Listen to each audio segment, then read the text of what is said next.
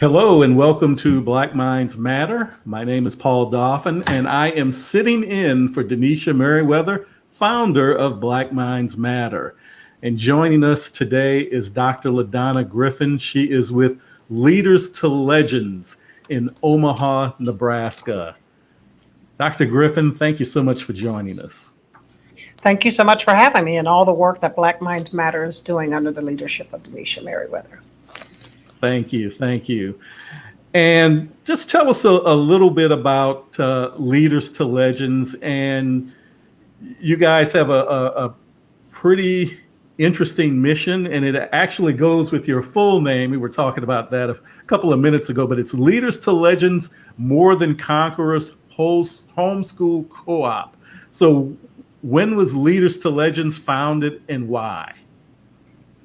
Well, let's start with kind of the why and titles answers together. I kind of knew in year one in the classroom of working with youth that it was not just teaching for me, that it wasn't just a job, but rather a ministry and gift to build up children into strong, healthy adults. So the school system was just the avenue that happened to afford me the space to do that ministry work at the time. And following that time in the public school system in both public and private sector for well over 30 years, that youth advocacy remained in me.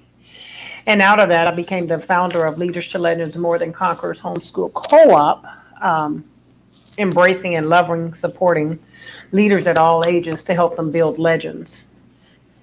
The name itself truly comes from working with children, believing that they come to us as a gift, and how can we help build them collectively build them into successful adults. So what brought you to this when you look back at your background? That initially started with all the way back from, I must say, the many life experiences. For example, starting out even as a child of a single parent, no fault of his own. My father raised myself and 4 siblings after my mother passed when I was only 3 years old.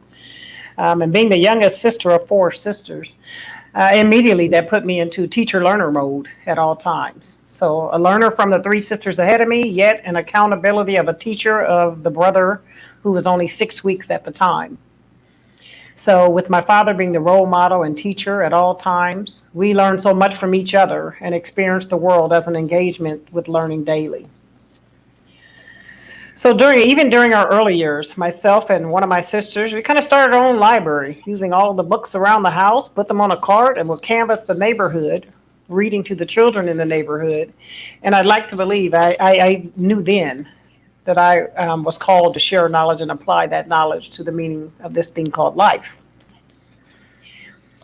So accepting and understanding also what it meant to be a first-generation college graduate, beginning my certified teaching career as early as age 19. That was no surprise either. So then not long after that, continuing on with the thirst for knowledge, finishing up my master's degree in education, and then 2 years later and shortly after completing the doctoral degree in 2006, being the first in my family, is what began to open my eyes of seeing that knowledge is power. And if we can educate our youth and our families in that same manner, that they will repeat that cycle in becoming leaders in their communities. So that's definitely what has kept me in this lifelong learning and field of education. Hence, Leaders to Legends Homeschool Co-op. Our mission is to educate, equip, and empower one homeschool, one family at a time, using God's foundational views to do so. And so we're doing that daily with Leaders to Legends fully operating and working with community, creating a community first within ourselves, building up healthy spiritual, feeding the mind, body, and soul as a part of the educational process, so that being healthy individuals can also build stronger and healthier communities that they are in as well.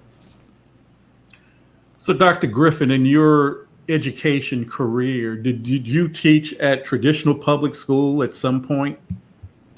I did. For my past 30 years, I've been in education as a classroom teacher, assistant principal, principal. Then when I transitioned out of the public school system in 2019, I then assisted with the private schools and turnaround models and doing some coaching and consulting as it related to education. And so previous to Leaders to Legends, uh, being in full effect and operating as a homeschool co-op, I was in the public schools, public and parochial school system for over 30 years. We talked to, in our Black Minds Matter podcast series, lots of founders, Mm-hmm. Black founders who founded schools, and we also talked to people who are thinking about founding a school. And on the surface, it seems like a daunting task. When you, and I think you described it a second ago as an evolution, as that evolution happened, did you realize what you were getting into, or is this just something because it's such a passion and such a love that it's really not as scary as some people might think? I definitely agree that it's not as scary as some people might think. When you're given a vision and it's a matter of sticking with it and knowing that where there's a will, there's a way. So the ideal for me was present as early as the year 2006 when I was working with, through my dissertation process, I was working with parents and children, sharing with parents how reading is a part of what they do daily, how reading can be embedded in what they're doing in the home setting while they're cooking, while they're in the grocery store, just daily, how they are building up strong readers by their interaction with their children outside of the public school setting. Um, and then the seeds were really planted and roots began to grow as early as 2014. As I'm working in the school system and having ongoing conversations with community members and multiple stakeholders in education, while I served as an elementary school principal at that time. Um, and as I'm sure you're aware, nationally, the number of African American Latino students being suspended far outweighed any other nationality, coupled with what I was observing firsthand in the public school setting, that there was no reason why this should be. And so at Mm-hmm. that point, I made a decision in collaboration with the staff that I worked with. I designed and implemented a discipline program, what I referenced then as teaching with both heads and the heart, that focused on teaching to the results that you want. So this program resulted in no suspensions of any student over a 3-year time and a school community engagement of staff and students alike to support teacher growth, while all the while teaching and providing opportunities for our students to display mastery of the skills taught, both academically as well as socially. So it truly was a very successful program, and students, in lieu of students being sent home for behavior that should be taught in the school setting, and because we can choose to teach it now in the school setting with our young minds, or we're agreeing to allow the penal system to teach it later, which we know does not teach. And so I made a decision, a sound decision at that time as a school principal to teach, instruct. If a child didn't give you a behavior that you would have liked to seen, it's most likely, or it is because they were lacking that skill. And so we taught them the skill. So following the successful growth of the school and the successes I had in urban education settings in the public school system, I did transition out of the public school setting and continued with the vision that I know God had provided to me, and that was starting what is today known as Leaders to Legends, More Than Conquerors Homeschool Co-op. So, Dr. Griffin, why do you think, and I think you have a good position, a good seat to try to answer this question, this suspension model that exists in so many public schools and public school systems for African American students, why does that continue to exist? I mean, your former colleagues, they have to know that's not working, but it's just so prevalent. I mean, what's going on? Is it just because it's the easy thing to do something to operate that way, or what? I think you landed it exactly. It may be the easy thing to do, but is it the right thing to do? And that is what challenged me to figure out a way to work with staff to see that we are working with children from the ages of 5 to 11 years old. Why is suspension the answer? Should it be the answer? If not, then let's do something about it. And collectively pulled staff together, and that's exactly what we did. And as I shared, we truly did no suspensions for 3 years and developed a program which was sort of a school within a school model, where my older children, the 5th and 6th graders, would be the model for, after teaching them a skill set, they would be the model for the younger students. And it truly became a village concept of we all work together to build each other's skills. So what that would look like is I would contact parent, let parent know what had happened, give them the option of what the code of conduct says, because you do have that authority as a principal. It's a guideline. The code of conduct is just that, a guideline. So using that as a guideline, based on this behavior, this could happen. Or I share with parents, we could also go down the route of involving your child in the heads and heart discipline model that we have here at the school. And I explained to them what that is. And I asked the parent that they only had one thing, and that was that they had to promise me they wouldn't call me every other day saying, when is my child done with the heads and hearts model? Because that depends on your child's growth. And so absolutely, parents would say, let's give it a try. Sure, I'd love to see what would happen if we taught him or her how to handle a concern like this versus just sending them home. When really the punishment is on the parent who's trying to go to work and keep a family together and all the other things that come along with that. So we took on that responsibility of teaching the children the lacking skill till it became their own. So how do parents, you're in Omaha, how do they find you? Or do you have an intense marketing campaign? Or I mean, with the model you have, I would think it's very attractive, and there's probably a lot of word of mouth going on. Am I correct? You are absolutely correct. As a matter of fact, my teachers in the homeschool co-op are the parents of the homeschool co-op. This year, our parents were our teachers.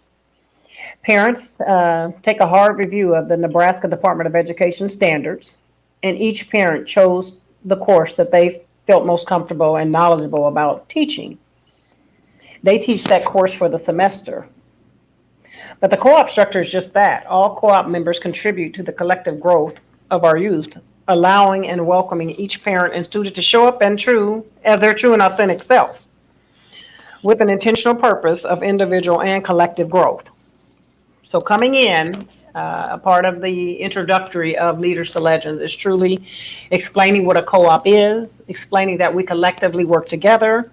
We actually have a building space that we meet in. Our instruction happens in this space. We don't have a janitor. We don't have somebody who comes and does repairs. That is all of us. So we all contribute in whatever skill set that we bring to that space. Whether it's preparing for lunch that day. Maybe I don't feel very confident or comfortable teaching a math class or a reading class, but I have no problem cleaning. And so on Saturdays, we have volunteers and those that come in and we just clean each week.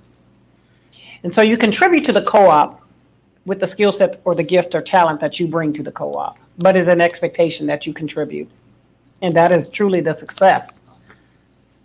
Each individual's contribution to the co-op.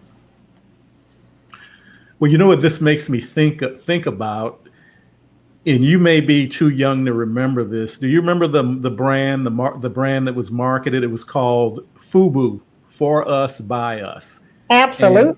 And when I listen to you, that's what I'm thinking about. For us, by us.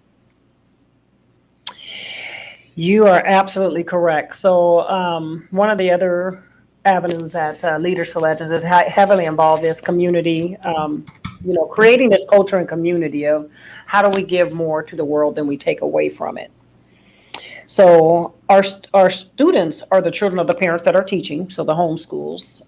We also participate in monthly community service as a structured component of our curriculum. For example, during our earth science semester this year of learning, our gardening semester of learning, our homeschool families volunteered at the public library, and we planted the community garden there. And we have a family who goes back and waters the garden once a week. So our families and students are the primary recruiters of our school's families sharing, and when we're in the community during the day being productive and others see this, that naturally brings a lot of questions. What are all these kids doing? Why are they not in school? And I get to say, oh, but they are. They Oh, are. they are. So that's been fun. But our students truly are big recruiters by their taking what we believe in, taking what my hope is for all of our students into the community, and others seeing that. And they become the number one primary recruiters to the homeschool co-op.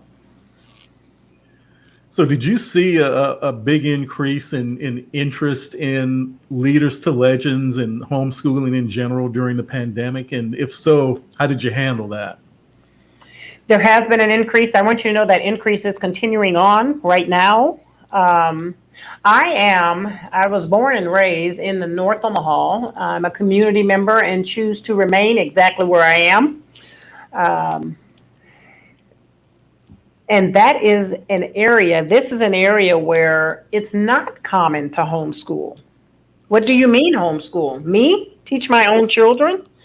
And so there's been an educational component that comes along with that. Again, as a mission statement is itself, empowering and helping parents understand, you educating your children, and what does that look like? I can be a support to you. We can be a support to you in doing that. So this is also an introduction of a new concept of educating our children, at least I won't say to Nebraska, but definitely to the North Omaha and South, because I have some South Omaha families as well, to those communities. It's a new concept. It's an innovative concept to homeschool. Was it an unknown concept to parents that you met, or do they have some misconceptions about homeschooling? I have a mixture of both. So some of my families that are enrolled in the homeschool co-op, or one family, they have homeschooled since day one. Their oldest child is 10, their youngest is 8 months. However, every other family, it was either I tried it, didn't do it, or it is a brand new concept in understanding what homeschool is. All right, it's advice time. What book or resource was helpful to you in forming Leaders to Legends? A book that you can throw out there to somebody who might be thinking about something similar. So the parents, community advocates, they truly are my best resource in the structure of Leaders to Legends.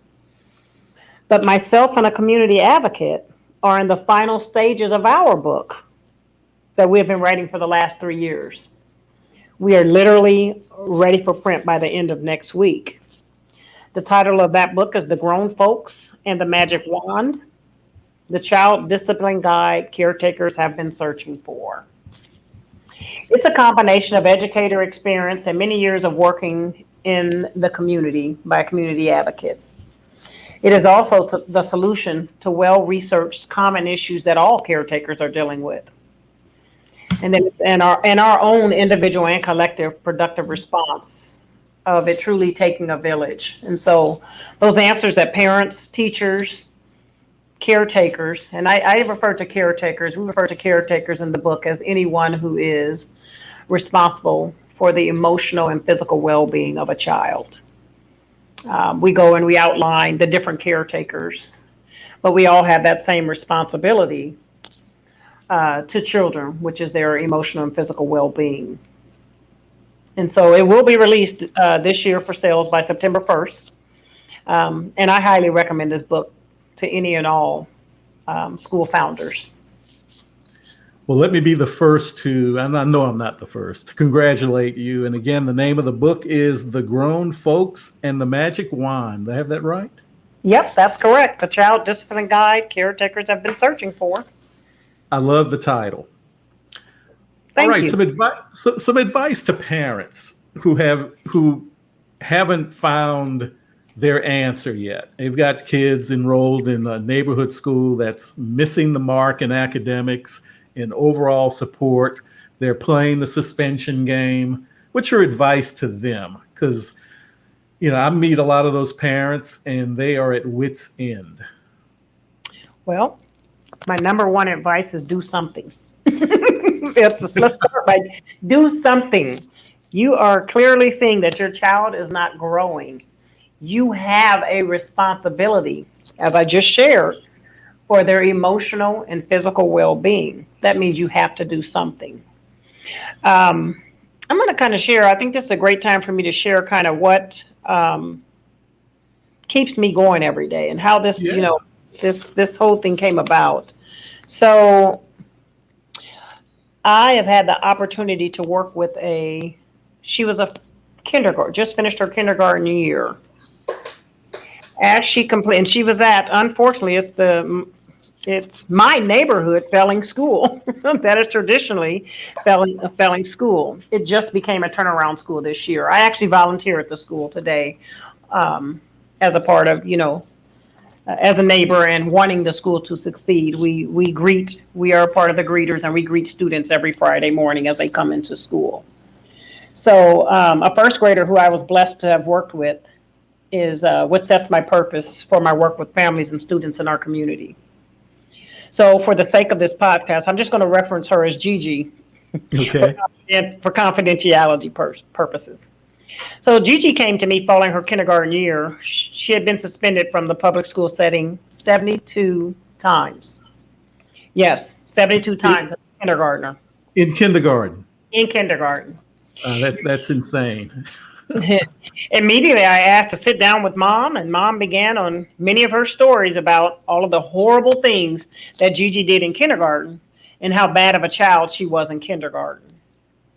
She went on to say that the school just sent her home every time and gave up even trying to even really work with her anymore. And then she shared a few more stories, and the tears began. I stopped Mom and clearly explained to her that this was learned behavior and that Gigi was more comfortable at home with her than being in the school setting. I also explained that Gigi was no one's fool. As a matter of fact, Gigi was brilliant. She was so brilliant that she created a system that she believed was working for her. Gigi figured it out. She figured out if I act up and keep acting up, they will call my mom and I get to go home where it's safe for me. So Mom, I asked Mom for one favor, and that was if I call you, and I will need you because you are her safe place. No matter what Gigi had done, you have to promise me that you will not pick her up, no matter what. We're going to have some days. It's going to get worse before it gets better, is what I explained to Mom. However, if you would just be willing to have a conversation with her, not pleading or begging, but letting her know your expectations as her mother. It was clear to me through my conversation with Mom and my meeting of Mom that she was doing the best that she could. We all operate from the filters and the experiences we have in life. So Mom was smiling, no more tears, and she felt empowered. But honestly, it was clear that she was still a bit skeptical after having a year of Gigi coming home, almost more days out of school than in school. Her introduction to the public school setting, unfortunately. Yet she did share with me, yep, I can do that, Dr. Griffin. This year, the year began, and Gigi had typical 6-year-old days, and Mom was only called when necessary, but the calls were very limited, and they were definitely last resort. Mom held up to her end of the bargain, and Gigi continued to make big strides, academically as well as socially.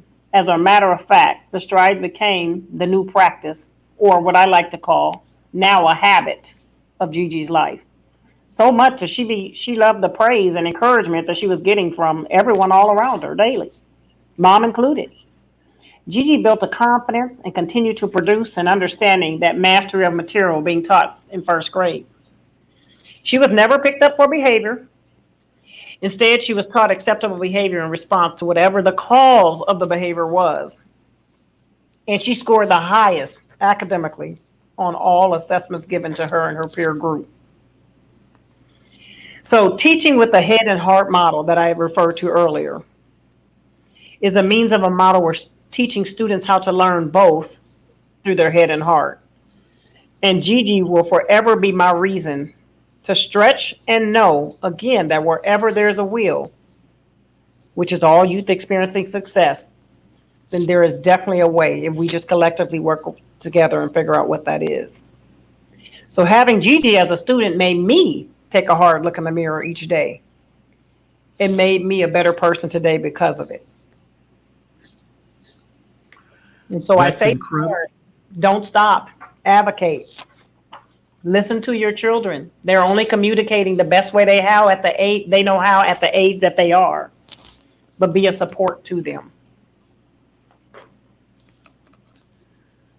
That's incredible. And what it also shows is that you, instead of taking the easy way, we talked about that suspension model earlier, you figured it out as a professional, as somebody who, as you said, use your head and your heart.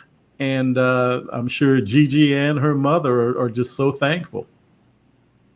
I am just as thankful to them for the experience. I truly, and when I say it had me grow, it did. And that's the same thing that the homeschool co-op is doing. I go into it as a teacher and a learner every day.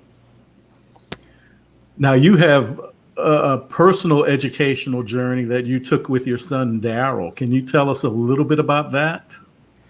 Absolutely. And Daryl is today, let me start by saying he's a junior. He's in his third year of college, so he is finishing up one more year of college before graduating from college. However, as an elementary school student,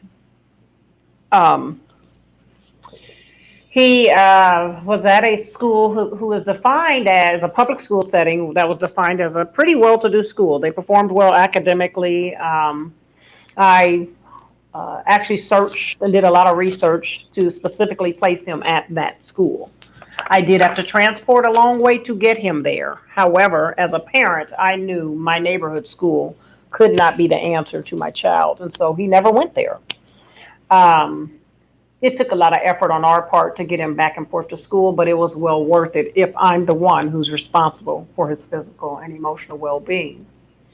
And so while at this school, he fared well. As a matter of fact, he was a reader at 2.5 years old. So when I put him in the public school setting, I knew with my background in education, it was going to be hard, being that he was already reading before he started kindergarten. While he was at this school that I was referring to, it was about 6th grade when those major differences started to show up. They showed up before that. There were signs the whole time. But school became, he was a little bored in school. But his math was so, I noticed like he could figure out things really quickly. The way his mind worked when it came to math, I knew there was something there. So I went to the school and was asking for him to be tested academically in the area of math specifically. Multiple phone calls, multiple meetings.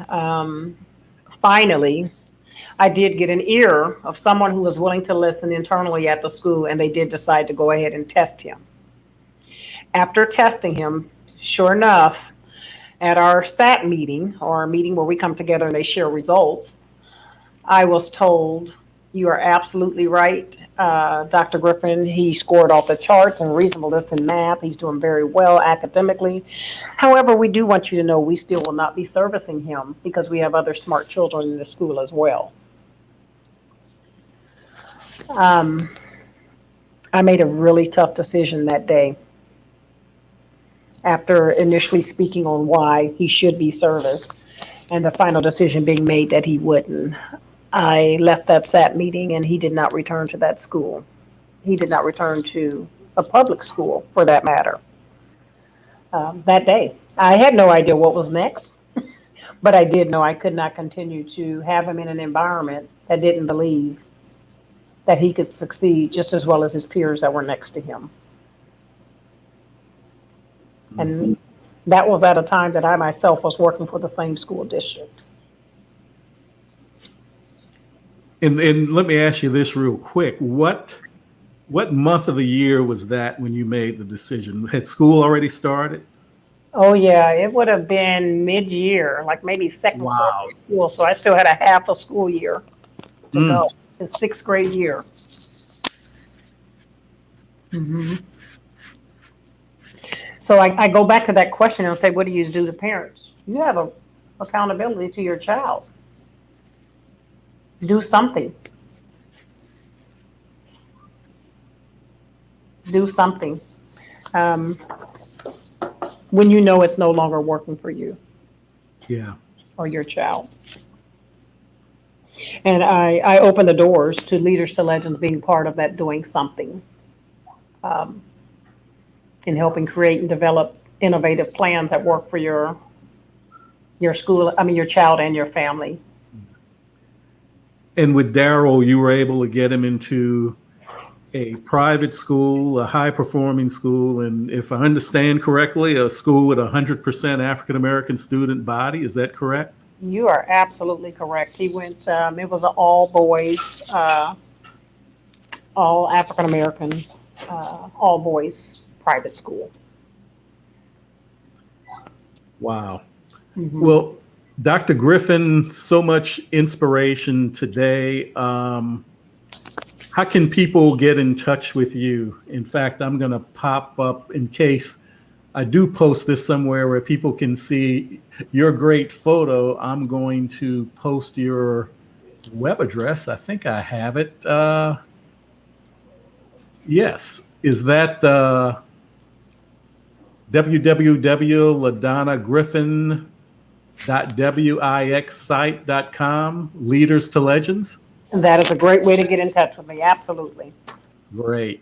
And if you're listening and you Google Dr. LeDonna Griffin and Leaders to Legends, it's going to take you to the website.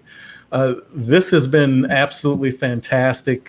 Thank you so much for joining us today from Omaha. I thank you as well, and it definitely was my pleasure sharing about the work been done here with Leaders to Legends in Omaha, Nebraska. And this has been Black Minds Matter. Yes, thank you, Black Minds Matter, and all the work that you're doing as well.